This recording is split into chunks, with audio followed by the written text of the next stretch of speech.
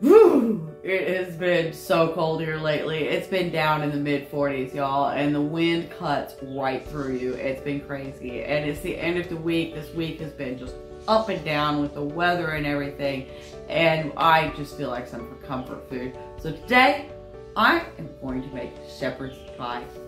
Now there is some, I guess you could say, disagreement, contention about what makes a shepherd's pie and what this is actually called. I don't use ground veal or lamb or anything crazy like that. I just use ground beef. So technically it would be called a cottage pie.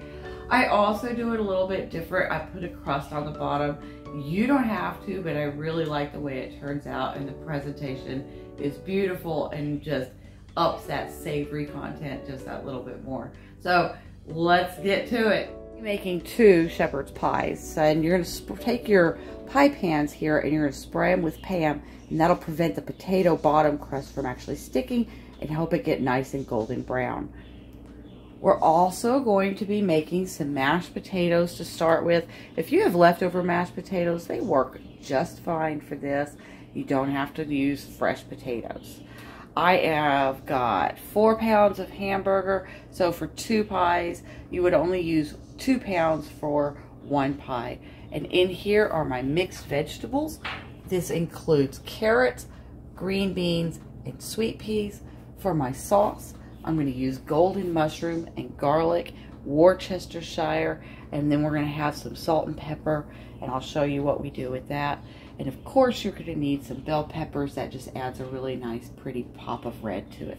So we've got our hamburger in the skillet. We're going to hit it with some Worcestershire sauce.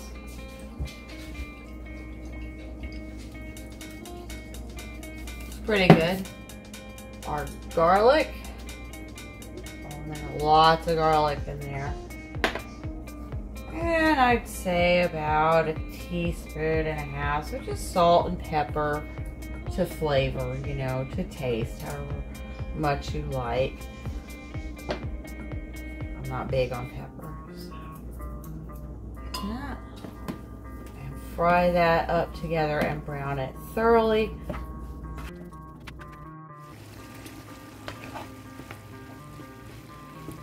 This is just about there.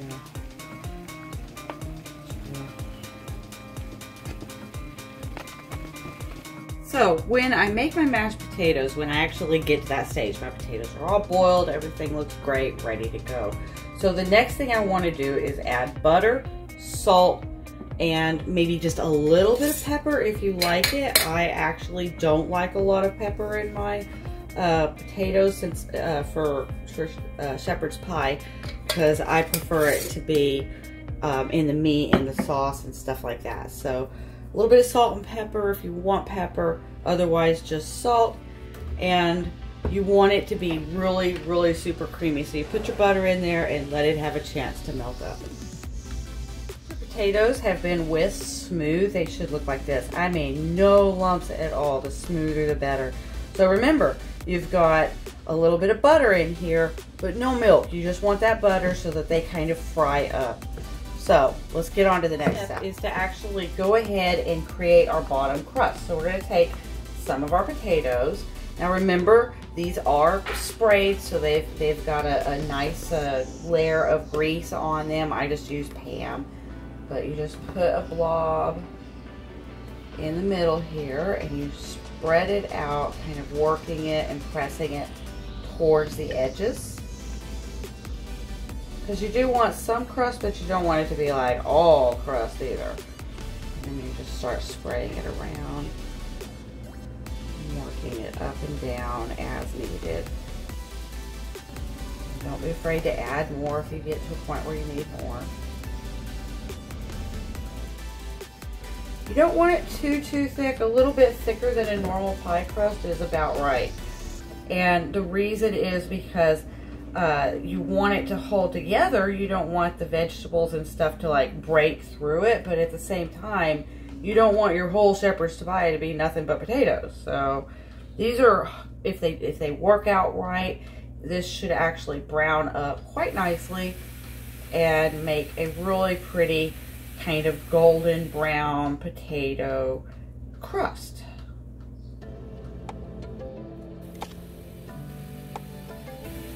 I don't like how thin that is on the bottom right in there. So we're gonna fill in our holes and gaps and level it out really good.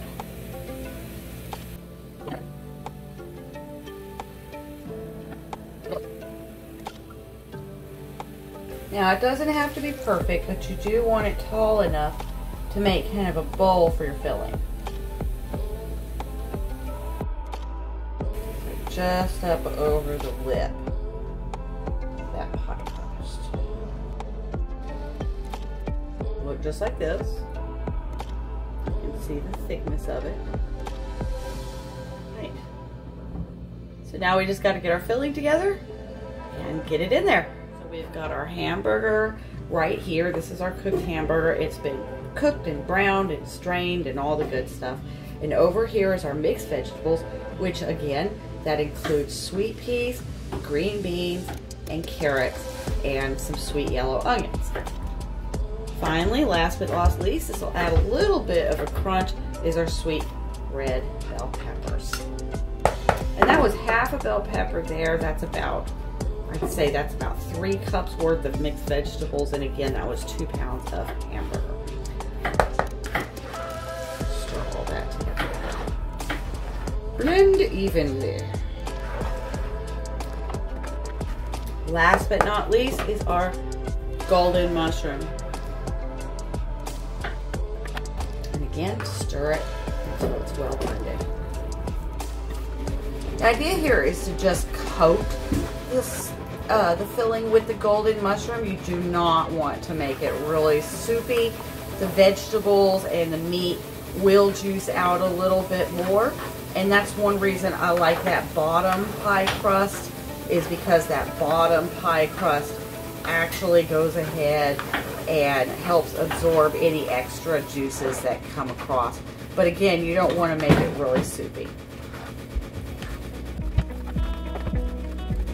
We're going to add a little bit of pepper at this point.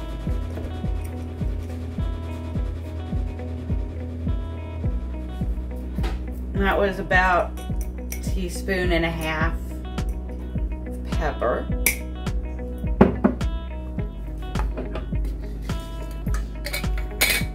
And again, I like things salty. I'm adding another teaspoon of salt.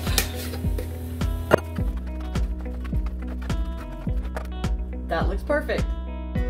So at this point, a lot of people say to go ahead and add tomato paste or something like that as a thickener. I don't like tomato paste as a thickener. I think you lose too much of the other flavors. I prefer cheese. Colby Jack's my preferred go-to cheese.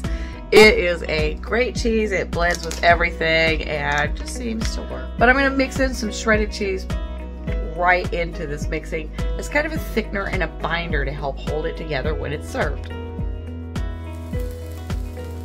I'm going to add about a cup, cup and a half at the most. That should be enough. Just about right. Beautiful. Another thing that really helps this dish along is if you actually go ahead and pre-brown your pie crust. So just like with a normal pie crust, if you're going to put a wet filling in it, you want to pre-brown it. This isn't a wet filling per se, but my pie crust is actually pretty wet. So I need to dry it out just a little bit and give it just a little bit more, like, I guess, shape in and of itself. It's one reason we spray the bottom of those pie pans, is it kind of gives that grease and helps fry the potato a little bit and makes almost like a soft potato pancake base, which helps a lot. So I'm going to put them in at 400 degrees, just long enough for them to turn golden brown on the top layer and on the bottom and get kind of like a little bit of a sheen to it. And I'll show you that it shouldn't take more than like 5 or 10 minutes in IRL, but for y'all, it'll be like the next clip or so. Another thing we can add to our dish is actually green onions. So in the portion of the mashed potatoes that I am going to use for the topping, the top crust, I'm going to actually add maybe a handful or 2 at the most of those green onions. And then I'm going to save a little bit for the actual topping just to garnish with. Okay, that looks pretty. So you just get that little bit of singeing on the edges. Now, sometimes your potatoes might swell up a little bit. This one kind of did, you can see right there. And that's just some air.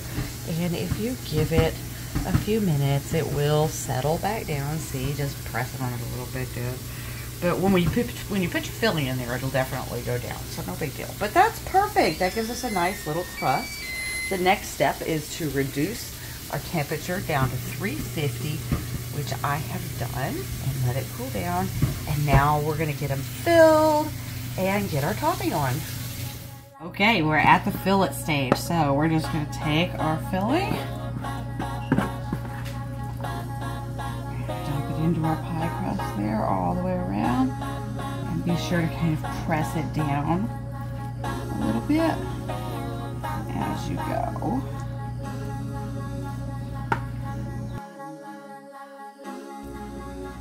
And try to get it in there even.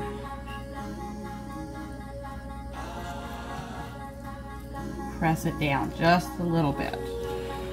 You don't want to break through your pie crust, but you do want that filled all the way to the edges and kind of pressed in just that little bit.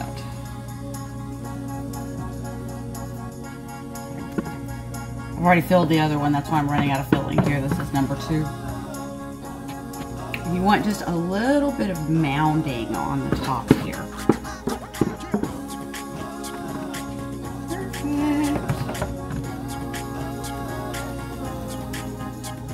Now, other things you can put in this, you can put diced tomatoes, you can use green bell peppers as well as red, yellow, and bell peppers. If you wanted a little spicier, poblanos or jalapenos work really good in this. Pretty much whatever you want. You could even put broccoli or cauliflower if you wanted to. But these are my favorite vegetables to put in it. I think they look the best and they taste the best. All right, let me show you that. There we go, 2 filled pie crust. Those look beautiful. Let's get the topping on these.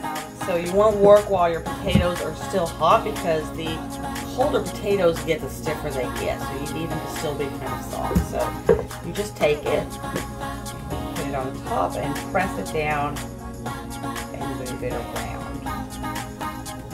You don't want to thin it out too much. You don't want to pull it too much. You're really just pressing it down and moving it around.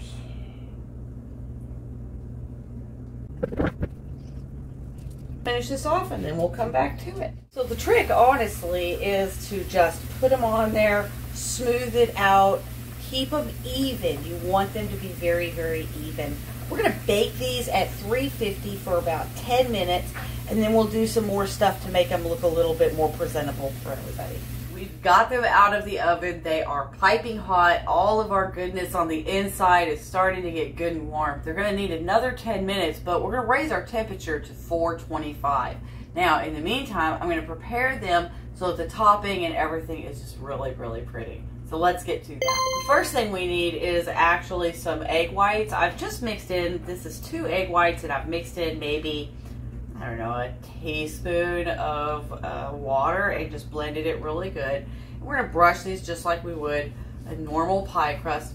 Don't worry about trying to get it into the cracks. Really, this is for decoration.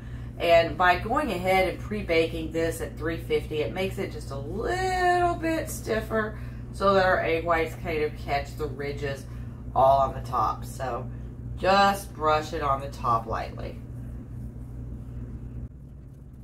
Next, we're going to take our shredded cheese. I've got some Colby Jack here. We're just going to lightly sprinkle some on the top. Honestly, you can use any shredded cheese. I just like Colby Jack and the way it tastes. You can use fresh shredded if you're picky about that. I know a lot of people that are. They don't like the pre-shredded cheese, and I know all the reasons for it. Just to me, it works just as good, so I use it. It looks really good right about in there. Remember those chives we set aside? We don't want a lot. I mean, we're talking just a sprinkle or 2.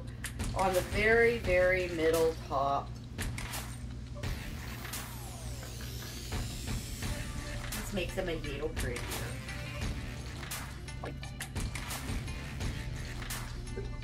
There. Alright, our oven's almost heated, so when that is heated, these go back in another 10 minutes at 425.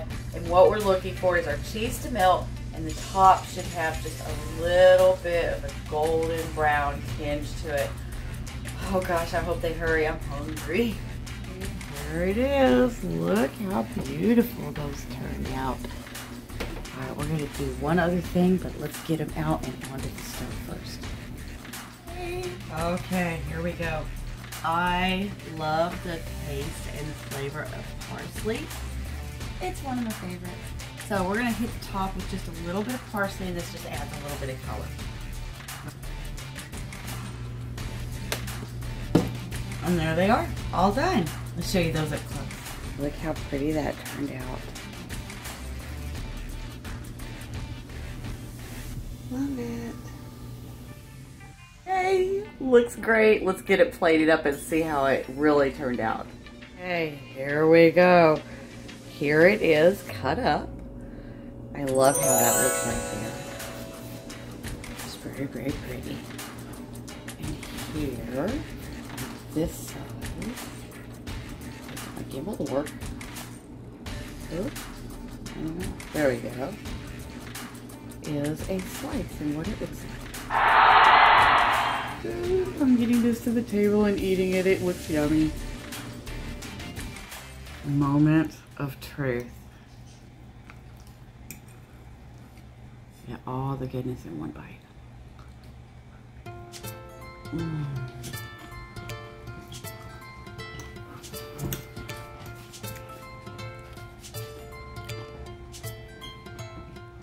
You gotta try this. This is comfort food in the South at its best.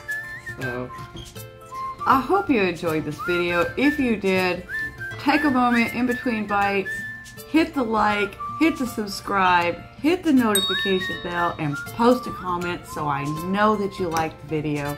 And I really appreciate you taking the time to join me. So, thanks for watching, y'all.